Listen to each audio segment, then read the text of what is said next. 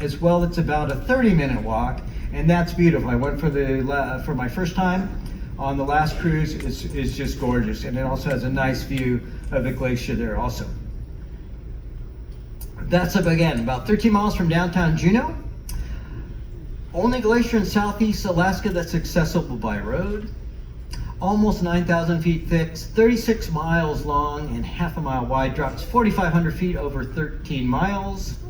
And the active face regularly calving big icebergs and brash into the lake. Again, access about 30 minutes by car, about an hour in the bus, and there are also helicopter tours and things like that. I'm not good with heights, so you won't see me up there, but that would be the chance of a lifetime. So if you're comfortable with heights, that would be an incredible, incredible experience. Speaking of. Now this is a layout of it is, again, right after the visitor center, you have little paths here. You have the waterfall on this side. There's there are nice little paths around there again that are quite accessible, very easy to navigate. Here's the Taku Glacier. This is southeast of Juneau. Largest glacier in the Juneau ice field. It's a tidewater glacier, which means that it meets with the sea and then calves off into the sea, as are all the glaciers that we're speaking about. Deepest and thickest alpine glacier known in the world. Alpine meaning above the tree line. Again, about 5,000 feet thick, 36 miles long, and retreating again due to climate change. Affects so many things around the world, including the wildlife, of course. Let's talk a little bit about icebergs. Now, there are actually 3 different types of icebergs depending upon the size. So the largest, and we probably won't see any actual icebergs per se, although iceberg is kind of a generic term nowadays. Icebergs, though, officially are more than 15 feet above the sea level, the largest ones. Middle ones, Bergy bits, 3 to 15 feet, and the smallest ones are growlers. And probably what we're going to see are mainly Bergy bits and a lot of growlers in there. And you'll notice that the ship slows quite a bit. We'll see what the ice flow is like. It just depends how much calving's going on. Last time I was up in Endicott, which was about 2 months ago, it was quite clear. No problems at all getting in there. There's a tongue coming off of the glacier a little bit, so we have to stay back just a little bit. We still get a great view, and there are no problems with ice. But oftentimes we'll have small boats inside as well that will radio back as to what the conditions are, and then we'll just gently and carefully navigate. Gratefully, we have the most wonderful crew in the world up there keeping us safe as we go through. This is the Titanic iceberg, 50 to 100 feet above sea level. Now, it's true what they say as well, that they say the tip of the iceberg, that's true. Only about 10% of the iceberg is visible above the water surface. 90% of the mass is below, and that's why this is really, can be very dangerous, as they found out the hard way. Now, there are different thoughts online and through my research. This is one I believe was the cause of the disaster. And they did know about watertight compartments at the time. So the ships are separated into different segments and have watertight doors in case, God forbid, something does happen and there's a breach of one of the compartments. It still won't affect the ship too much. Sadly, in this case, it cut a swath along the side of the ship and water poured into about 5 different compartments, and at that point they were sadly doomed. That's another one that's suspected, but this is one I believe to be the culprit. Here's another question I asked. You know, Dan, I was sitting around last night with my wife, Beatrice, and we were wondering why icebergs sometimes appear blue. If you can help us with this, we'll be glad to have you over for dinner next week. That's nice. Heck, we'll even be happy to give you $1,000 cash, just like each and every member of this audience should do at the end of this lecture. That's a very thoughtful commentary. Isn't that what that box is for? Yeah, there is a box on the side of the stage. You can just deposit cash or leave your credit card, and I'll do my best to find you by the end of the cruise, get that back to you. So this is and this is true. If we do encounter icebergs on the way, or growlers or Bergy bits, they're really beautiful. Again, just photographically zoom in on those because they're like fingerprints, really. Each one has their own texture, their own form. I want someone that looks like some kind of futuristic bobsled or something. Gorgeous. And the tonality of these things is just beautiful. So if you're a pro, keep those wide angles and the zooms ready. They'll both be very useful. If you're shooting on your phone, same thing. get a nice wide angle view. Also zoom on in on details there, get the textures and the repetition of the trees and the forms. You're going to just have a field day out there. Okay, so we have the red and yellow bands of light. The longer wavelengths of light are absorbed by the ice, whereas the shorter ones, the blue, is reflected by the density of the ice. And that's what gives it that blue hue. Here's iceberg drift. So a given iceberg trajectory to the ocean will be modeled by integrating the equation where m is the iceberg mass, and we've got v is the drift velocity, and of course variables f and I have no idea what that means. I was just trying to impress you. Okay, last thing here. Hey, now I want to offer this up to you too. Now this is an alternative tour. This is just between you and I, please. Can't leave this room. Promise? I can get in a lot of trouble here with management, so please keep this on the down low. But because you did show up even in really high seas today, I really appreciate that. And I want to offer this to you. This is not the carnival. This is me reaching out to you as a personal gesture. This is another alternative tour that you can take. This is the exclusive alternative tour. This is Daniel Gosand's Icy Reception Excursion. Bask in the beauty of Alaska on your own private iceberg. So we pretty much just put you on an iceberg and push you on out there to sea. It's a great experience. It's only $50. It is hop on, hop off. Now your iceberg may differ, and please remember, your return trip is not guaranteed. Please keep that in mind. But here's some reviews are in. Cold, says Lauren at Big Point, Virginia. Man, was it cold, says Jeff. And so very, very cold, says Alice and family from Sutter, Wisconsin. One other one here, but we don't know. We just never heard from them again. I don't know what happened. I'm sure it was fun while it lasted, as are all things. Volcanoes. A lot of people don't know, but a tremendous number of volcanoes there. Part of the Ring of Fire, actually the most northernmost point of the Ring of Fire. Take a look right here. So this is the Ring of Fire. Comes all the way here down through Australia, all the way north up here to Aleutian Islands, around the coast of North America, and down around the west coast of South America as well.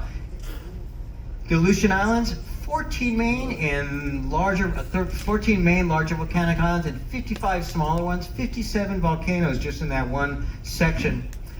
141 volcanoes total in Alaska. A lot of people don't realize that. A lot of volcanic activity there. And here are the Aleutian Islands. So just dotted with volcanoes here. One of the main ones, right there, Pavlov. Oh, there it is. Last eruption in 2016. Where I live in Guatemala as well. I live right on this town that's situated right on the side of a volcano. Gratefully, it's dormant, but it's just towering there. Just a beautiful, beautiful thing. But last eruption in 2016, Mount Pavlov. Okay, let's talk a lot about the wildlife now. It's one of the main reasons to come. Now again, this is variable. Of course, one of the main things are the whales. So again, I'm not certain of my access to the bridge, but as much as I can while I'm up there, I'll have my binoculars and I'll try spotting whales as we go through another wildlife, and I'll try to notify you of that. Now, of course, things like the humpbacks, they can submerge 30, 45 minutes even. So it can be tricky. Sometimes we'll see them in the distance and they'll submerge before they get there. Now, whales use something called echolocation to communicate. So they're sending out sound waves. This is much like the Navy uses. They're sending out a sound wave and they're calculating how long it takes for that wave to bounce off of prey or a landmass, and they take that time that's involved, and by that they calculate the distance. That's how they're calculating things. And they found that the ship's propellers, the ship's motors, this is true of small boats as well. So if you go out on small boat excursions to see the whales, you'll see as well they have to maintain a certain distance and cut their motors, because the hum of the motors can interfere with the whale's ability to communicate their echolocation. So you'll see our ship as well slow at certain times as we go through marine sanctuaries and approach areas like this, or if we see whales, of course, we'll slow to avoid them, and also so that we don't interfere with their communication. But we'll take a look. There are a few that we'll take a look at: humpbacks, grays, and orca or killer whales, which are actually dolphins, part of the dolphin family. But we'll speak of them as whales because people are excited about it and close enough for rock and roll. Okay, so a few things we did see on last cruise: brown bear, very good chance of seeing the brown bear. Here's a grizzly right there. Now, this is important. Grizzly bear often found farther inland and slightly smaller in size. That's because the brown bear on the coastal bears are feeding a lot off of the salmon there and other fish, grow larger. So the larger bears, brown ones, found mainly in the coastal areas, and grizzly more on the interior. Black bear, we did see a black bear on the hillside last time, just beautiful. And another one feeding, a good place to look is right there along the waterside, because oftentimes they've come up to the waterside to feed and scoop out the fish and salmon right out of the water there. So keep your eyes open there, keep those binoculars ready. Eagles, of course, you'll see situated. Well, we'll talk about that in just a moment, but the nests of some of these eagles too, it's incredible. And there's some that we see eagles perch there every time we go through. Got polar bears and cetaceans. So cetaceans encompasses whales, dolphins, and porpoises. We'll take a look at that a little bit. Now I do have the whale of the time lecture too. I think it's the last day, so we'll get more in depth in this. But let's take a quick overview of this. Blue whale, largest thing that we know of to ever inhabit the earth. I did a kids lecture on a cruise, and it's amazing what kids know nowadays. Did you know that you can fit about 3 Brontosaurus rex in one blue whale? Who would have known that? Yeah. Well, humpback whales, we'll see a lot of those here. About 50 feet long. Gray whale, a lot of migration happening now with the gray whale coming up north during this time. And again, the killer whale, those will be the primary ones that we see. Bowhead whale is really important to the cultures, Inuit cultures in far north of Alaska. So just a summation, of course, gray fillet whales are protected, although sadly there are countries that still partake in hunting, like Norway and other countries. But gray fillet, officially, they are protected. And now, some of the folks in the Inuit cultures in the far north did petition the IWC, International Whaling Commission, to be granted the right to hunt a few whales. So they've been granted right to hunt about 50 or 60 whales per year. And it's a sad thing, but it's really important to remember it's because of, it's the only way really that they can survive up there. There are no other sources of food. To bring beef or anything else from the United States would be prohibitively expensive. And of course, to grow anything up there, to grow fruits or vegetables, pretty much impossible. So they did petition and they were granted the right to do that. But it's really important to know that they're extremely respectful about this. This is an integral part of their culture and heritage. They have blessing ceremonies, and the food that they get from these hunts is shared with people, not only in their own community, but in neighboring communities as well. So it's really an integral part of their culture, and they're very respectful. And you'll see that throughout the tribes here, that they're very respectful, of course, of the natural environment, because it's what they live off of.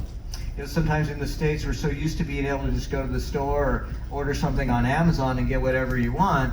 But for a lot of folks there, they're very removed, and it's the water, it's the sea life that they're thriving off of, that they're living off of, and the nature there. So they have a great respect for that. And it's a great life lesson for us all. Okay, here's some lifespans. So the bowhead, 100 to 200 years. Humpback, about 100 years. Killer whale, about 50 to 80 years. So very long lifespans. Another really important reason to protect them, because if you kill a whale, you're losing about 100 years of evolution, and that's a sad thing indeed. Here's a humpback. Beautiful. Hopefully, how many people have seen a whale breach like this, humpback breach? Good for you, that's great. That's an amazing experience. I saw one breach for the first time just about a month ago on a cruise off in the distance. Absolutely spectacular. So there's a half breach where they're coming halfway out of the water, and a full breach where their bodies leave the water completely. Then we have the orca or killer whale, again officially a dolphin, but we'll include them. This is one thing to remember too. Be very careful with the orcas. You never know, they're very crafty. Never turn your back at an orca. You never know what they're going to do. This was a close call that I had. This one hopped over this fence here and hid behind this tree. And then when I was coming out of the restaurant, he almost jumped and pounced on me. So always keep your eyes open. That was a close call indeed. Let's take a look at some of the anatomy. And this is fascinating.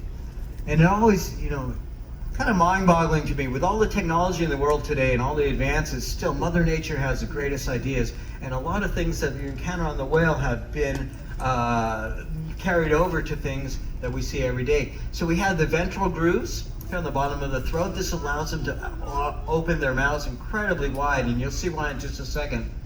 Baleen. So we have essentially two types of whales. We have the toothed whale and we have baleen whales. Humpback is a baleen whale, so it doesn't have teeth. It's actually swallowing the fish whole. But it uses this baleen, which is rather like a mesh, almost looks like a broom, if you will. A mesh that goes over their mouths, and they'll take in a huge quantity of water and fish, keep that in their mouths, and then use the baleen to strain out the water from the fish, just retaining the fish and swallowing the fish whole. Now, their throats are only about the size of a melon, so they can't swallow anything too big. So it's mainly krill and other small fish that they're swallowing, but they're not chewing them. Tubercles, now these you'll see sometimes on aircraft wings, and I'm a sailor, and sometimes you see them on sailboat sails as well. These are little ridges here, and they found that these actually help the whales propulsion through the water, increasing their velocity by about 5 or 6%, and also having an effect on aerodynamics.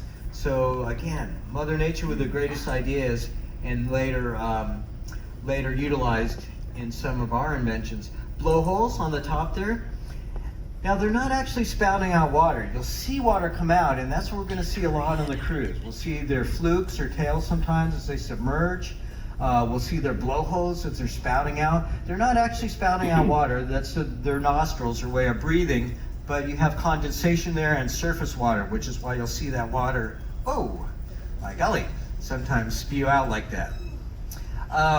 Dorsal fin. Dorsal fin varies depending upon which whale we're talking about. Some of them will have no dorsal fins. That's primarily because as they go under ice flows like that, especially as we get farther north, like the bowhead whale has no dorsal fin so that they won't catch that fin as they go under these ice flows, make them a little bit more streamlined. Back, of course, we have the tail or fluke, pectoral fin, and the eye, which is self-explanatory. Now, bubble net feeding, has anyone ever seen this in the flesh? This is, you have. Oh, that's pretty amazing. This is incredible. You know, they're incredibly intelligent, and I really do think it's a life lesson in that they often will hunt together so that they can affect the greatest yield rather than hunting individually. So they'll work together as a team, and their communication's amazing. Let me show you this video too, but this is one of their greatest techniques. So bubble net feeding, using their blowholes, they'll blow out bubbles, much like you would with a straw in a glass of milk when we were kids. They'll blow out these bubbles here, and those bubbles will form a circle or a ring. Once they form that, this confuses a fish, and it kind of hems them into the circular area. And once they've brought that in, almost like a net, hence bubble net feeding, they'll come up and grab those with their ventral grooves, open their mouths incredibly wide, taking in all that water and fish, and then later straining it out through the baleen. It's an incredible process, and I do have it here. Let me show you this really quick. This is from the Marine Science Services. A nice drone shot here. So they've used their bubbles there to create this kind of circular net, hemming in the fish in that area. And you'll see how they use those ventral grooves here to open their mouths incredibly wide.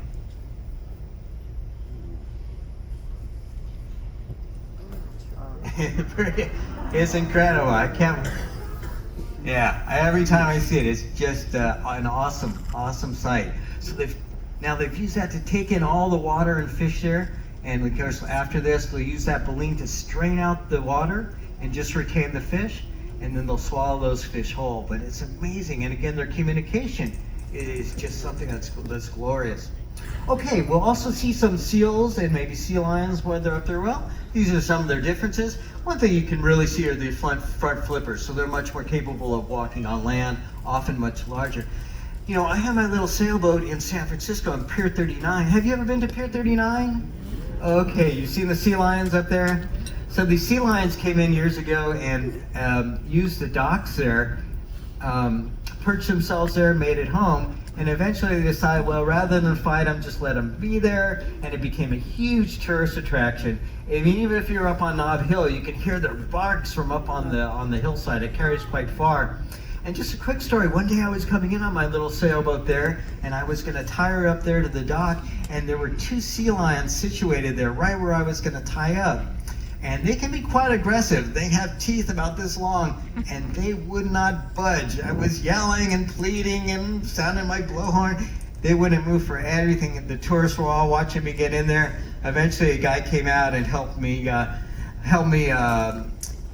a move along. He used a big rope. Didn't hurt him or touch him at all, but he just kind of waves this rope, and it scares them off, and they scoot off. But they can be quite aggressive, and they're huge, massive. Little seals there. Nice. And we hopefully will see some of these along the shoreline as well. Again, once in Tracy Arm, we saw quite a few there. We'll take a look there.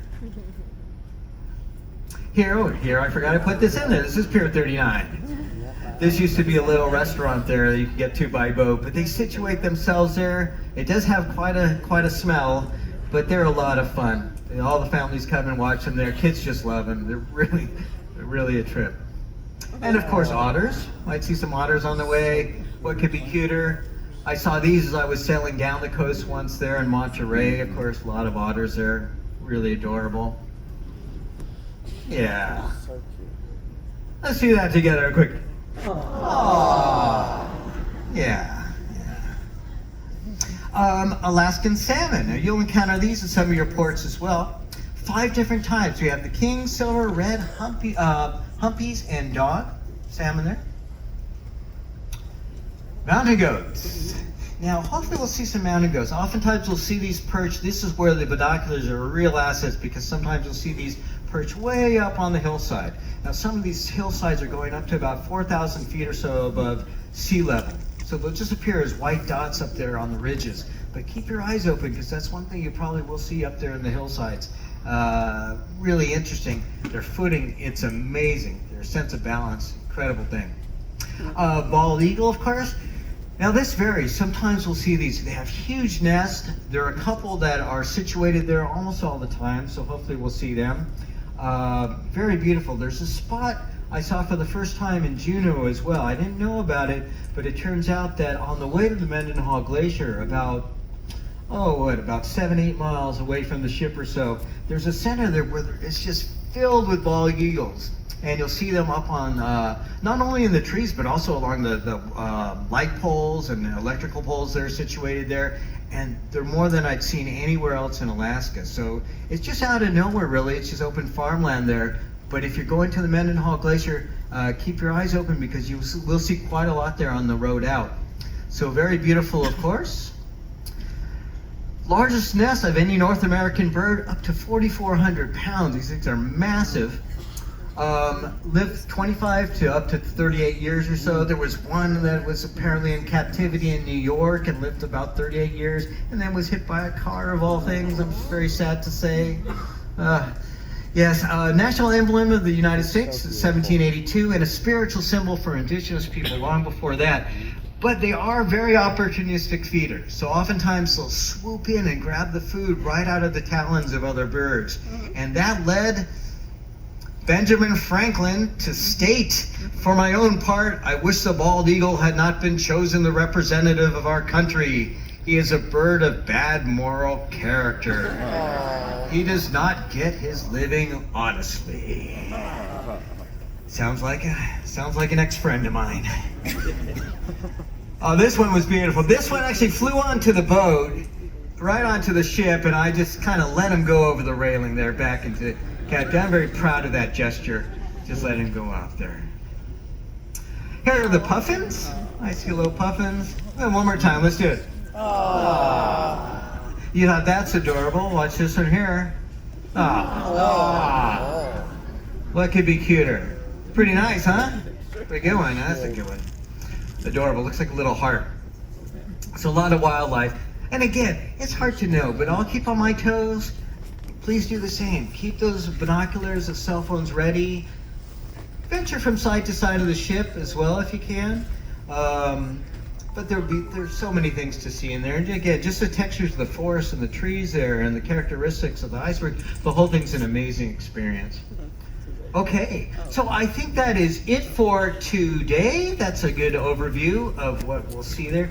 Again, please, if I can help in any way during the cruise, please do come and see me. I'm alone here, so it's always great to meet new people, so please come up and say hi. Again, I'm Daniel Ghostan. Let's see if I am. So nice to meet you. Thank you so